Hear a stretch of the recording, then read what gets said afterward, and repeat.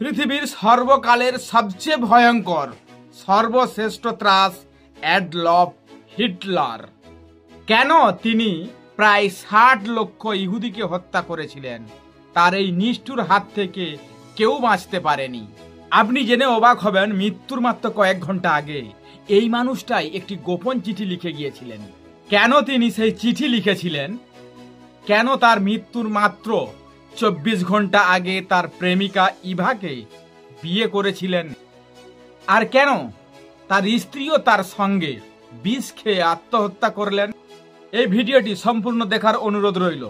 তো ভিডিওটি দেখার আগে চ্যানেলটা সাবস্ক্রাইব করবেন, পাশে থাকা বেল আইকনটা প্রেস করতে ভুলবেন না। আর হ্যাঁ, আপনার মূল্যবান মতামত কমেন্টের মাধ্যমে জানাতে ভুলবেন না। চলুন শুরু করা যাক। অস্ট্রিয়ার বেভেরিয়ার মাঝের ছোট্ট শহর বার্নাওয়েতে ১৮৮৯ সালের ২০ এপ্রিল এক দরিদ্র পরিবারে জন্মগ্রহণ করেন অ্যাডলফ হিটলার। হিটলার ছিলেন তার বাবার তৃতীয় স্ত্রীর তৃতীয় সন্তান। ছোটবেলা থেকেই হিটলার ছিলেন একগুঁয়ে, জেদি ও রাগী স্বভাবের। সামান্য বিষয়ে তিনি রেগে যেতেন, এমনকি শিক্ষকদের সঙ্গেও তর্ক করতেন বা কখনো কখনো আক্রমণ করতেন। পড়াশোনার চেয়েও তিনি ছবি আঁকতে বেশি ভালোবাসতেন।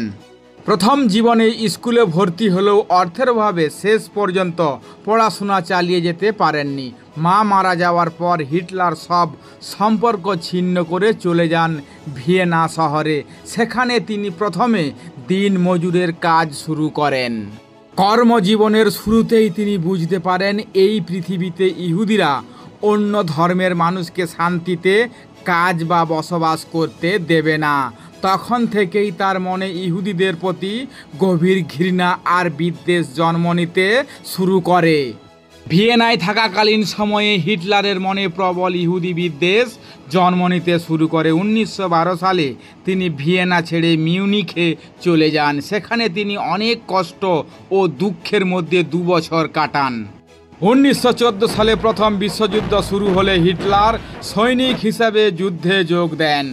এরপর ধীরে ধীরে তার রাজনৈতিক জীবন শুরু হয়। ১৯৩৪ সালের দিকে ধাপে ধাপে উঠে আসা উচ্চ আকাঙ্ক্ষী হিটলার একসময় নিজেকে জার্মান রাষ্ট্রের সর্বোচ্চ নেতা ফুয়েরার হিসেবে ঘোষণা করেন। অল্প দিনের মধ্যেই তিনি দেশের নেতা হিসাবে প্রতিষ্ঠিত হন। ১৯৩৫ সালে তিনি একটি নতুন আইন চালু করেন। এই আইনের মাধ্যমে তিনি জার্মান নাগরিকদের ২ ভাগে ভাগ করে দেন, একদিকে জার্মানরা, অন্যদিকে ইহুদিরা। হিটলার শুরু থেকেই চেয়েছিলেন তার দেশে একজন ইহুদিও যেন না থাকে। তাই কৌশল করে এই আইনে ইহুদিরা জার্মানিতে বসবাসের অধিকার পেলেও নাগরিকত্ব হারিয়ে ফেলে। হিটলার তার সমস্ত ক্ষমতা সামরিক শক্তি বাড়ানোর দিকে নিয়োগ করলেন।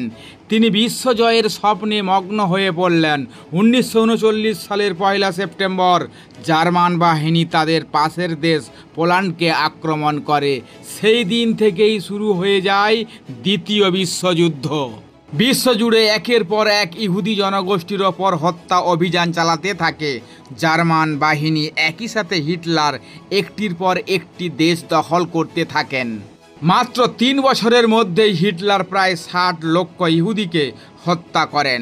তখনকার মানবাধিকার কর্মীরা তাকে জিজ্ঞাসা করতেন, কেন আপনি নিরপরাধ ইহুদিদের এত নিষ্ঠুরভাবে হত্যা করছেন? তখন হিটলার ঠান্ডা মাথায় বলেছিলেন, আমি এখনও ১০ লক্ষ ইহুদিকে হত্যা করতে পারিনি, আমি ৬০ লক্ষ ইহুদিকে হত্যা করেছি। আর এই ১০ লক্ষ ইহুদি একদিন পৃথিবীকে জানাবে কেন আমি ৬০ লক্ষ ইহুদিকে হত্যা করেছি। ফ্রান্সের পতনের পর ১৯৪১ সালের ২২ জুন হিটলার রাশিয়া আক্রমণ করেন। কিন্তু এই আক্রমণই শেষ পর্যন্ত হিটলারের জন্য সর্বনাশ ডেকে আনে। শুরুর দিকে জার্মান বাহিনী একের পর এক জয়লাভ পেতে থাকে, কিন্তু যখন মিত্রশক্তি একত্র হয়ে পাল্টা আক্রমণ শুরু করে তখন ধীরে ধীরে হিটলার বাহিনী পিছু হটতে থাকে। এখন বার্লিন শহরের চারিদিকে ঘিরে ফেলেছে রাশিয়ার সৈন্যরা। বাংকারের ভেতরে থেকেও শোনা যাচ্ছিল কামানের গর্জন আর বোমার শব্দ। হিটলার বুঝতে পারেন যুদ্ধ শেষ আর তার বিশ্বজয়ের স্বপ্নও শেষ হয়ে গেছে। এই ভয়াবহ পরিস্থিতিতে তিনি তার সঙ্গিনী ইভা ব্রাউনকে বলেন, তুমি চাও তো বার্লিন ছেড়ে চলে যাও, এখনও সময় আছে। কিন্তু ইভা না বলেন। তিনি হিটলারকে বলেন, আমি তোমাকে ছেড়ে কোথাও যাব না। সেই রাত্রে 29শে এপ্রিল মধ্যরাতে বাংকারের ভেতরেই খুব ছোট্ট করে তাদের বিয়ে হয়। কোনো বড় অনুষ্ঠান নয়, কেবল কয়েকজন ঘনিষ্ঠ লোক উপস্থিত ছিলেন। হিটলার জানতেন হয়তো আর কয়েক ঘন্টা পরেই তার মৃত্যু আসবে, তবুও তিনি ইভাকে বিয়ে করলেন একজন নিষ্ঠুর শাসকের জীবনে। এটাই ছিল তার শেষ ভালোবাসার মুহূর্ত।